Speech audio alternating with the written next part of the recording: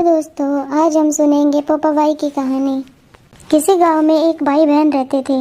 भाई की शादी हो गई थी, लेकिन उसकी बहन की शादी नहीं हुई थी। बहन का नाम पोपा भाई था। पोपा भाई हमेशा व्रत और नियम करती थी। एक दिन उसके भाई भाभी ने उससे शादी के लिए कहा, तब उसने शादी के लिए मना कर दिया। उसने अपने भाई भाभी से कहा, मेरे रहने के लिए गाँव के बाहर एक झोपड़ी बनवा दो, मैं उसी में रहकर अपना जीवन व्यतीत कर लूंगी। गांव के सभी लोगों से कहा, हे गांव वालों, आप लोग अपने अपने गाय बछड़े को मेरे झोपड़े के पास घास चरने के लिए छोड़ दिया करो। मैं सभी के गाय बछड़ों की देखभाल किया करूंगी। जो भी बचा खुचा खाना हुआ भेज देना, मैं वही खाकर रह लूंगी। इसी तरह बहुत दिन बीत गए।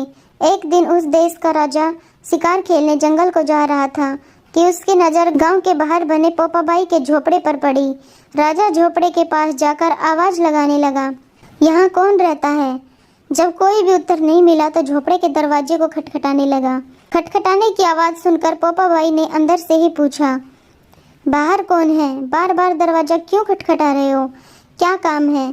तब राजा ने उत्तर दिया, मैं इस देश का राजा हूँ, मैं तुम्हारे साथ विवाह करना चाहता हूँ। पोपा भाई ने कहा, अपने महल को लौट जाओ, मैं पराये पुरुष का मुंह नहीं देखती। लेकिन राजा ने उसकी बात पर ध्यान नहीं दिया और बलपूर्वक पोपा भाई को उठा अपने घोड़े पर बैठाकर महल की ओर चल पड़ा। पोपा भाई ने राजा को श्राप दिया, हे राजा, तेरा राजपाट सब नष्ट हो जाएगा। महल में पहुंचकर राजा ने अपनी रानियों से सारी बात बताई। पूरी बात सुनकर रानियों ने राजा से अनुरोध किया कि पोपा भाई को सही सलामत उसकी झोपड़ी में छोड़ आओ। रानी के कहे अनुसार राजा पोपा भाई को उसकी झोपड़ी पर छोड़ने चल पड़ा। रास्ते में पाप की नदी आई, जिसमें राजा डूब गया। पोपा भाई मृत्यु के बाद धर्मराज के दरबार में पहुंची।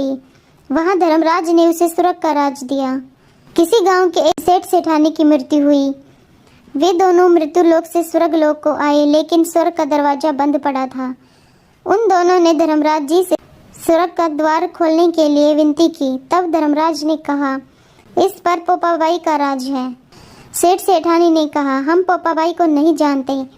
तब धर्मराज ने कहा कि मैं तुम दोनों को 7 दिन के लिए मृत्युलोक में भेजता हूँ। वहाँ जाकर 8 खोपरा से राई भरकर 5 कपड़ा ऊपर रखकर कहानी सुनना और उद्यापन करना और इस प्रकार कहना, राज है पोपा भाई का, लेखा लेगी राई राई का, बोलो पोपा भाई की जय।